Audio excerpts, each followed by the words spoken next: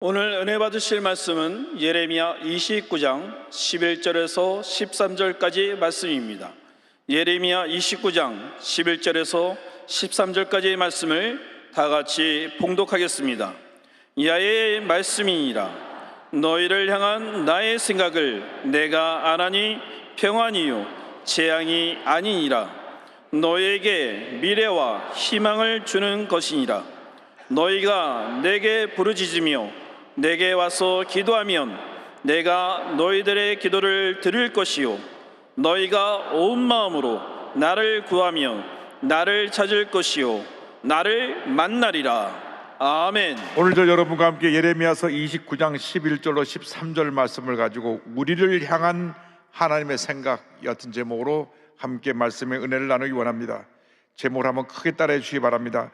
우리를 향한 하나님의 생각. 우리를 향한 하나님의 생각.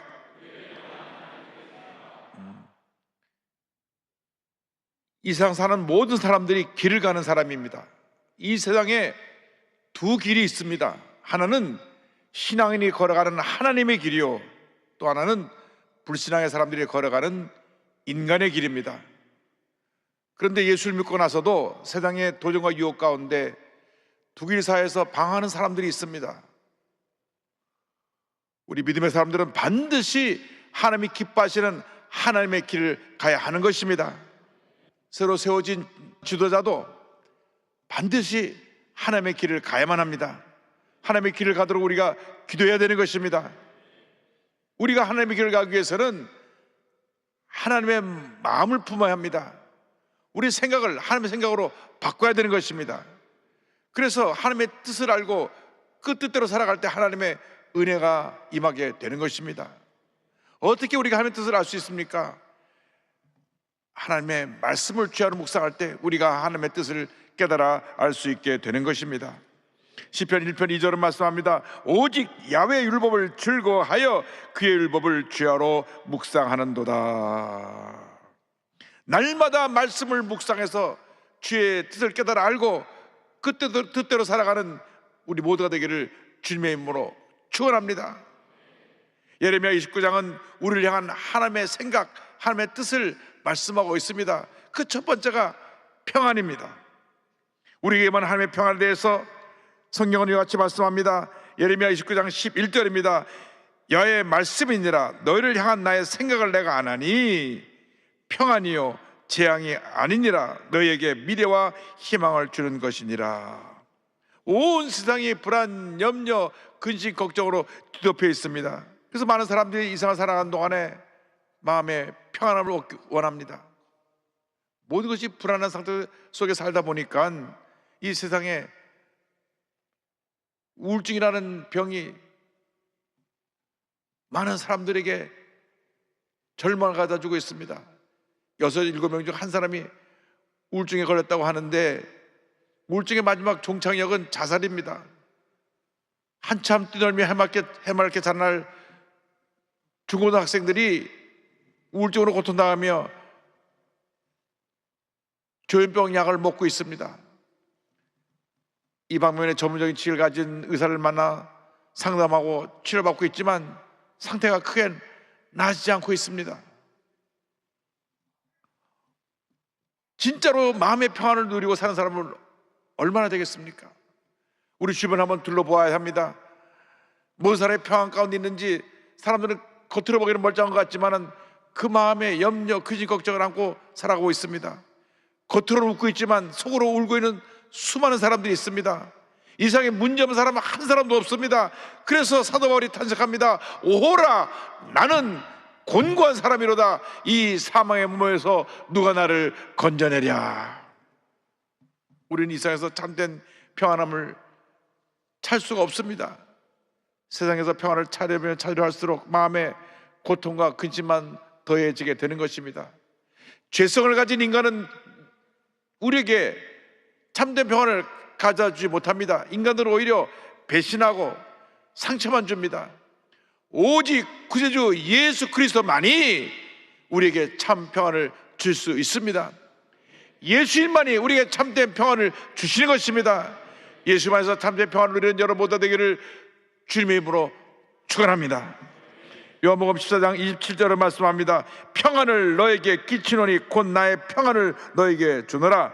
내가 너에게 주는 것은 세상이 주는 것과 같이 아니하니라. 너희는 마음에 근심하지도 말고 두려워하지도 말라.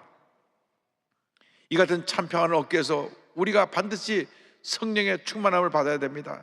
내 힘과 능력으로는 평안함을 유지할 수가 없습니다. 성령이 임해야 되는 것입니다. 성령이 충만하게 임할 때 내가 마음의 평안함을 유지할 수 있습니다. 에베소 5장 18절은 이와 같이 말씀합니다. 술 취하지 말라. 이는 방탕한 것이니 오직 성령으로 충만함을 받으라. 오직 성령으로 충만함을 받으라. 오직 성령으로 충만함을 받으라. 성령으로 충만함을 받으시기 바랍니다. 위대한 사도 베드로도, 사도 바울도, 감리교를 창시한 웨슬리 목사도 성령 충만받고 난 후에 그의 일생이 바뀌었습니다. 성령 충만 받으면 성령의 은혜 가운데 성령의 열매가 넘치게 우리에게 나타나게 될 터인데, 성령의 열매 가운데 하나가 바로 이 평안함입니다. 화평, 평안, 샬롬입니다. 갈라디아서 5장 20절 23절에 말씀합니다. 오직 성령의 열매는 사랑과 희락과 화평과 오래 참음과 자비와 양성과 충성과 온유와 절제니 이 같은 것을 금지할 법이 없느니라. 성령이 임하면 마음에 주님의 사랑이 넘쳐나게 되고 기쁨이 넘쳐나게 되고 주님이 주시는 평안함이 넘쳐나게 되는 것입니다. 주님이 주시는 평안함은 하나님이 나를 사랑하신다, 나를 인정하신다, 나를 도와주신다는 믿음의 확신입니다. 확신 속에서 다가오는 평안은 그 누구도 빼앗아갈 수가 없는 것입니다. 이러한 평안을 소유한 사람은 어떤 상황에서도 불안해하지 아니하고 염려하지 아니하고 분노하지 아니하고 약속의 말씀 붙잡고 믿음으로 나아갑니다. 여러분, 마음의 평안함이 임해야 됩니다. 내가 아무리 좋은 음식을 먹고 좋은 환경에 산다고 해도 마음이 평안하지 않으면 아무런 의미가 없습니다. 시편 4편 8절에 이와 같은 고백을 합니다. 내가 평안히 눕고 자기도 하리니 나를 안전하게 살게 하시는 이는 오직 야훼이시니이다. 주님이 우리에게 참 평안함을 주시는 것입니다. 주님, 우리에게 평안함을 주시옵소서, 평안함을 주시옵소서, 평안함을 주시옵소서. 우린 기도해야 됩니다. 1900년 동안 나라를 잃고 온 세계를 떠돌아다닌 이스라엘 백성들의 간절한 소망은 평안이었습니다. 늘 쫓겨다니면서 불안해, 염려, 근심, 걱정 속에 살았습니다. 그래서 그들은 만나기만 하면 평안을 외쳤습니다. 샬롬, 샬롬. 만날 때도 샬롬, 헤어질 때도 샬롬. 하나님의 평안함이 오도록 저들은 인사하고 기도했습니다. 제2차 세계대전 때는 당시 유대인들 가운데 전 인구의 절반에 되는 600만이 학살을 당했습니다. 하루하루 사는 것이 지옥과 같은 삶이었습니다. 유대인인 것이 발각되기만 하면 그들은 죽음의 수용소로 끌려가서 가스실에서 죽어나갔습니다. 그래서 그들은 평안을 외쳤습니다. 샬롬, 샬롬, 샬롬, 샬롬. 주여 우리에게 이 샬롬이 임하게 하여 주옵소서. 샬롬이 임할 때 주님께서 우리에게 미래의 꿈과 희망을 주십니다. 하나님께서 우리에게 미래의 꿈과 희망을 주시는 것입니다. 성경은 이어서 하나님께서 우리에게 주시는 미래의 꿈과 희망에 대해서 말씀하고 있습니다. 예레미야 29장 11절입니다. 야훼의 말씀이니라. 너희를 향한 나의 생각을 내가 안 하니 평안이요 재앙이 아니니라. 너에게 미래와 희망을 주는 것이니라. 예레미야는 남왕국 유다가 멸망당하기 직전에 이 말씀을 선포했습니다. 하나님께서는 절망 가운데 있는 이스라엘 백성들에게 예레미야를 통해서 미래에 대한 꿈과 희망을 선포하신 것입니다. 지금 눈앞에 보이는 현실은 절망적입니다. 그들은 지금 나라가 완전히 풍전등화 같은 어려움 속에 처해서 멸망당하기 직전입니다. 눈에 보이는 것은 절망이고 고난이고 슬픔일 수밖에 없는 그런 상황이라 할지라도 이 모든 고난의 과정은 하나님께서 예비하신 축복의 미래를 향해 나가는 과정에 불과한 것입니다. 절망은 희망으로 나가는 징검다리인 것입니다. 예레미야 선지자는 나라가 망해가는 이 시점에서 국가의 지도자들이 포로로 잡혀가는 이 절망적인 현실 속에서도 이렇게 꿈과 희망을 선포했습니다. 너에게 미래와 희망을 주는 것이니라. 너에게 미래와 희망을 주는 것이니라. 사람들은 눈앞에 있는 문제만을 바라보고 쉽게 좌절하고 절망합니다. 너무나 부정적인 것에 익숙합니다. 그래서 사람들이 불안하기 때문에 쉽게 무속신앙에 빠지는 것입니다. 점쟁이를 찾아가서 물어봅니다.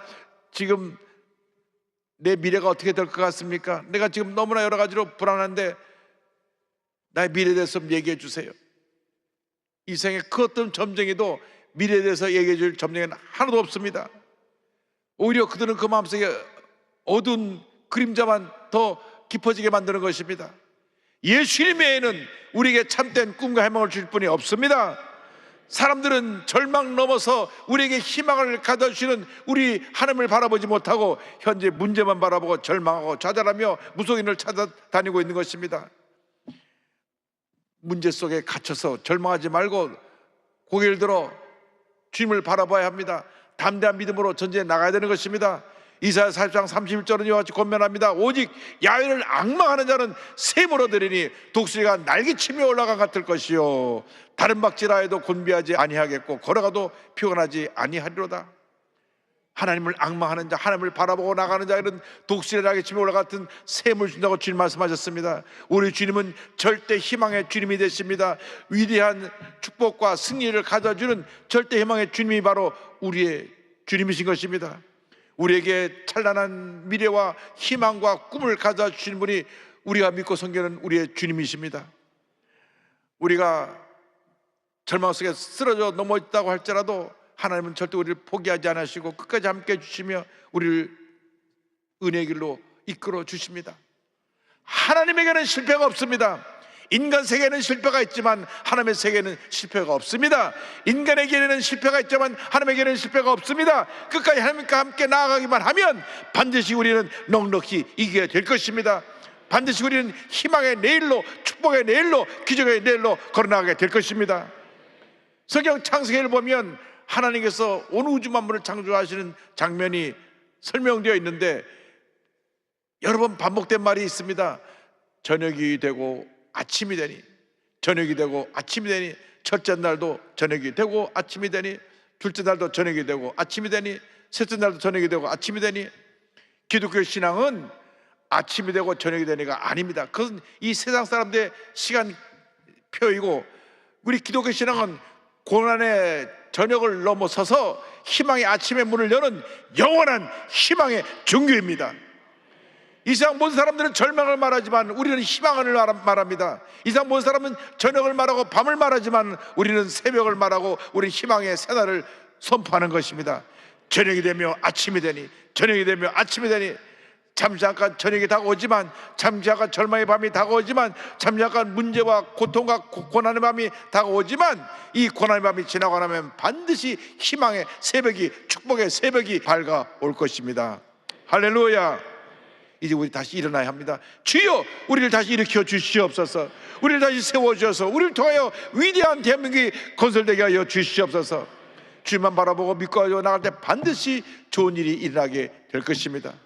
이를 위해서 우리는 기도해야 됩니다. 하나님은 우리의 기도에 응답하시는 하나님이신 것입니다. 우리가 간절히 부르어 기도할 때 주님이 응답하시고 놀라운 일을 베풀어 주십니다. 우리의 기도에 응답하시는 하나님에 대해서 예레미야 29장 12절은 이와 같이 말씀합니다. 너희가 내게 부르짖으며 내게 와서 기도하면 내가 너희들의 기도를 들을 것이요. 하나님은 기도를 통해서 하나님 자녀와 대화하기를 원하십니다. 부모와 자식 간에 대화가 끊어지면 부모님은 자식의 마음에 무슨 소원이 있고 무슨 계획이 있는지를 모릅니다. 동시에 자녀들은 또 부모님이 자기들을 어떻게 사랑하시고 어떤 길로 인도하실 것에 대해서 자세히 알지 못합니다. 대화가 필요한 것입니다. 부부간에도 부모 자녀 간에도 대화가 필요할 때 대화를 통해서 부모님은 자녀의 뜻을 알게 되고 자녀는 부모의 뜻을 알게 되는 것입니다. 마찬가지로 우리가 하나님과 대화해야 됩니다. 하나님과 대화하지 않으면 우리는 하나님의 뜻을 알 수가 없습니다. 그 대화가 기도입니다. 기도입니다. 기도하고 또 기도하고 또 기도하고 또 기도해야 되는 것입니다. 고난 중에 기도하고 평안할 때 기도해야 되는 것입니다. 몸 병들 아플 때도 기도하고 건강해서 내가 무슨 일을 열심히 했을 때도 기도해야 되는 것입니다. 좋으나 나쁘나 우리는 어느 때든지 기도로 하나님께 나가야 하는 것입니다. 하나님께 간절히 기도할 때 우리의 기도를 하나님께 들으시고 응답해 주시는 것입니다. 시편 3편 4절은 말씀합니다. 내가 나의 목소리로 야훼께 부르짖으니 그의 성산에서 응답하시는도다. 부르짖어 기도해야 되는 것입니다. 우리의 문제가 무엇입니까? 기도를 하는 것이 얼마나 중요하다는 것을 알면서도 기도를 하지 않습니다. 기도에 최선을 다하지 않습니다. 그래서 우리가 영적인 능력을 상실해버리고 문제 속에 떠내려가는 것입니다. 기도를 회복해야 됩니다. 주여, 우리가 기도를 회복하게 하여 주옵소서. 강력한 기도 용사들이 되게 하여 주옵소서. 엎드려 기도할 때마다 응답이 다가오고 기적이 다가오게 하여 주옵소서. 예레미야 33장 3절의 말씀을 우리가 기억하고 늘 부르짖어 기도하게 하여 주옵소서. 너는 내게 부르짖어라. 내가 내게 응답하겠고 내가 알지 못하는 크고 은밀한 일을 내게 보이리라. 기도할 때 고난의 밤이 지나가고 희망의 새벽이 밝아오는 것입니다. 하나님은 자기를 찾는 자들을 절대 외면하지 않으십니다. 우리가 온 마음을 다해 하나님을 찾고 또 찾으면 하나님이 우리를 만나 주시는 것입니다. 예레미야 29장 13절은 말씀합니다. 너희가 온 마음으로 나를 구하면 나를 찾을 것이요 나를 만나리라. 우리의 하나님의 뜻은 평안이요 재앙이 아니라 희망과 미래입니다. 우리에게 예비된 희망과 미래 축복을 알기 위하여 하나님의 뜻을 깨닫기 위하여 우리는 기도해야 되는 것입니다. 하나님의 뜻을 따라 간절히 기도하고 부르짖을 때 하나님이 우리를 하나님의 예비하신 은혜의 길로 이끌어 주시는 것입니다. 문제를 만났을 때 문제와 씨름하지 말고 사람들 찾아다니지 말고 그 시간에 하나님께 엎드려 기도하시기 바랍니다. 기도원에 올라가서 기도원에 들어가서 부르짖어 기도하시기 바랍니다. 주님, 나를 이 절망의 자리에서 건져 주옵소서. 주님, 이 질병에서 나가 노연함 받게 하여 주옵소서. 주님께서 나를 불쌍히 보시고 문제를 해결하여 주옵소서. 세상 사람들은 우리가 힘들고 어려울 때 나랑 가장 가까운 사람들조차도 안타깝게 여기지만 문제에 대한 답을 주지 못합니다. 그러나 주님만이 우리의 응답자가 되어져서 어떠한 문제도 어떠한 고통도 어떠한 고민도 다 아시고 들으시고 문제를 해결해 주시는 것입니다. 주님께 매달려 부르짖어 기도하시기 바랍니다. 마음의 평안함이 나올 때까지 기도하고 또 기도하고 또 기도해서 마음의 평안함이 임할 때 거룩한 꿈과 소망을 가지고 부르짖으며 나아가서 기적을 체험하는 여러분 모두가 되기를 바랍니다. 여러분, 주님이 우리와 함께 하십니다. 주님이 우리를 돌보시고 우리의 일생을 인도하십니다. 우리가 일생을 사는 동안 꼭 기억해야 될 것은 내가 지금 하나님의 길을 가고 있는가, 사람의 길을 가고 있는가. 하나님의 길은 평안이요 미래와 희망이요 축복입니다. 사람의 길은 불안, 염려, 근심, 마음속에 상처와 고통만 남겨주는 길입니다. 사람들이 사람의 길을 가다가 너도 나도 좌절하고 실패합니다. 우리 예수 믿는 사람들은 절대로 사람의 길을 가면 안 됩니다. 하나님의 길을 가야 됩니다. 어떤 문제를 만나도 어떤 고난을 당해도 하나님의 길을 가면 주님 우리 마음 가운데 놀라운 평안함으로 넘치게 채워 주실 것입니다. 우리 대한민국을 위해서 기도해야 됩니다. 주님, 이 대한민국에 평안이 임하게 하여 주시옵소서. 주님이 주신 샬롬이 온 한국을 뒤덮게 하여 주옵소서. 이제 더 이상 다투고 나누고 싸우지 말게 하여 주옵시고 우리 모두가 하나 되어서 위대한 대한민국을 건설해 나갈 수 있게 하여 주시되 하나님이 말씀하신 참된 평안함이 이 대한민국에 임하게 하여 주시옵소서. 여러분의 기도가 응답되어 하나님의 놀라운 역사가 우리 모두에게 넘치게 임하게 될 것입니다. 찬송가 413장을 작사한 호레이시오 스페포드 씨는 시카고의 저명한 변호사였고 의과대학의 법리학 교수였고 신학교 이사 운영위원이었고 무디 부흥사를 도와 열심히 교회를 섬기던 교회 장로님이셨습니다. 근데 1871년에 그 집에 불행이 몰아닥쳤습니다. 4살 난 아들이 성홍열로 열병을 앓다가 죽었습니다. 어린 아들이 세상을 떠나자 너무너무 마음이 고통스러웠습니다. 그리고 몇 달 뒤에 시카고에 대화재가 났는데 그 화재가 온 시카고를 뒤덮어서 본인이 섬기던 교회도 다 불이 타고 본인의 대저택도 다 불이 타 잿더미가 되고 말았습니다. 그러나 그는 낙심하지 않고 그 절망 가운데 주님만 바라봅니다. 자기 집 다 불타서 잿더미 된 것은 뒤로 하고 교회가 불탄 것을 걱정하며 빨리 교회를 건축해야 되겠다고 목사님을 도와서 매일같이 기도하며 교회 건축을 위해 동무소주했습니다. 그런데 부인이 몸이 많이 지치고 병이 약해서 쉼이 필요했습니다. 부인 애나 스포드 씨는 몸이 너무 약해서 아무래도 내가 좀 휴식을 취하고 좀 몸을 추스려야 되겠다. 그래서 부인과 딸 넷과 함께 유럽에 같이 가서 좀 쉬고 오기로 했습니다. 그래서 유럽 여행을 다녀오기로 하고 예약을 했는데 본인은 처리해야 될 일이 있어서 같은 배를 타지 못하고 부인과 4명의 딸을 실은 프랑스 정기여객선 윌디 아브루호가 313명의 승객을 태우고 뉴욕을 떠나 대서양을 순항하게 되었습니다. 떠난 지 며칠 안 돼서 1873년 11월 20일 새벽 2시 이 여객선이 스코틀랜드의 철저 선박인 로컨호와 정면 충돌하면서 배가 가라앉게 됐습니다. 이 사고로 226명이나 목숨을 잃습니다.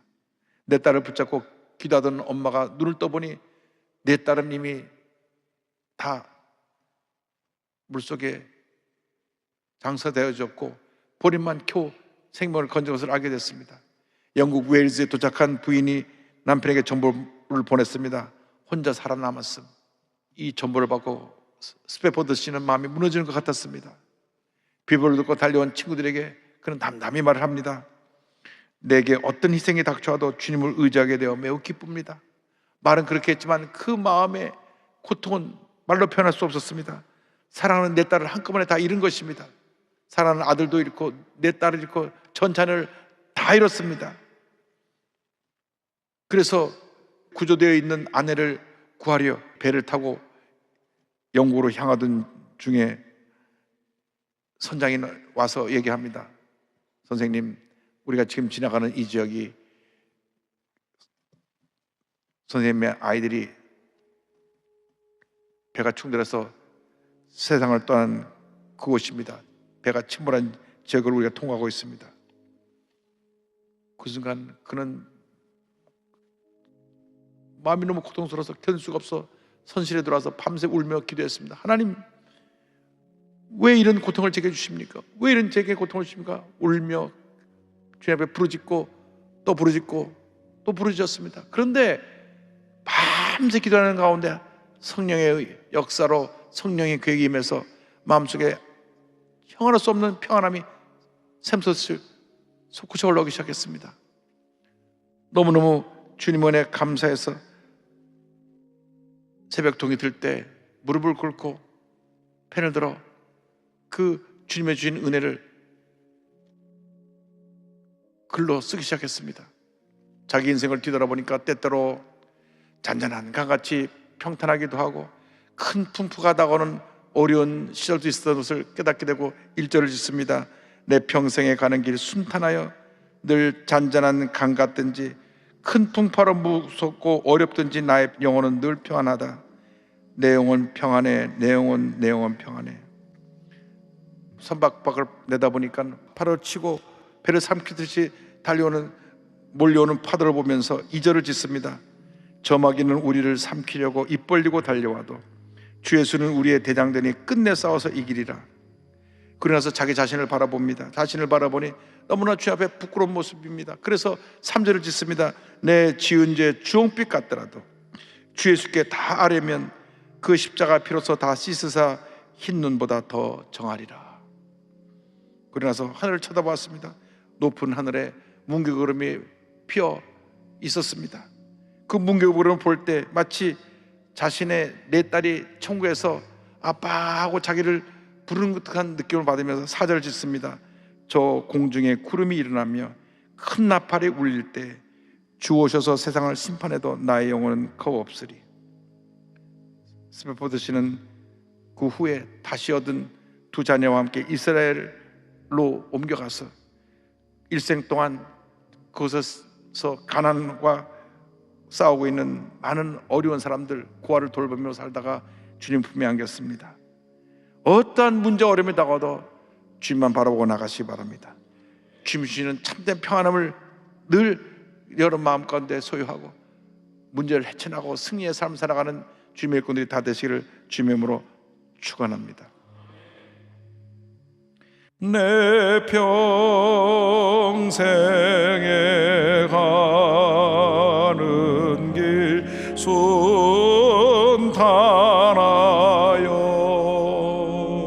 늘 잔잔한 강 같든지 큰 풍파로 무섭고 어렵든지 나의 영혼은 늘 변하다. 내 영혼 평안해. 내 영혼 평안해. 저마귀는 우리를 삼키려고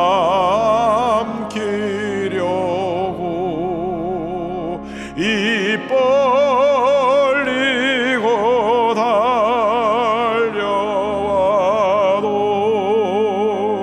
주 예수는 우리의 대장되니 끝내 싸워서 이기리라.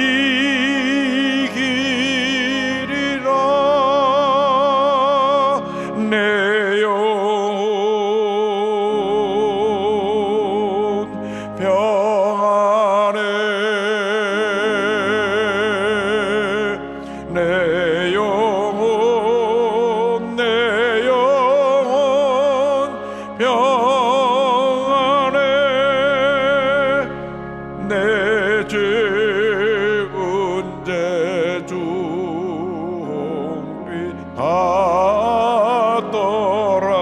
같더라도 주 예수께 하려면 그 십자가 피로써 다시 스사 있는 보다 더 정하리라.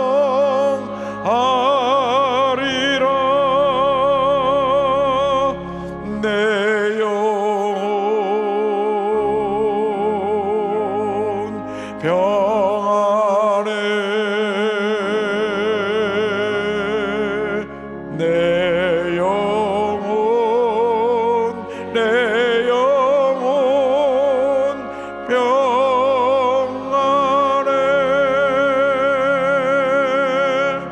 기도하겠습니다.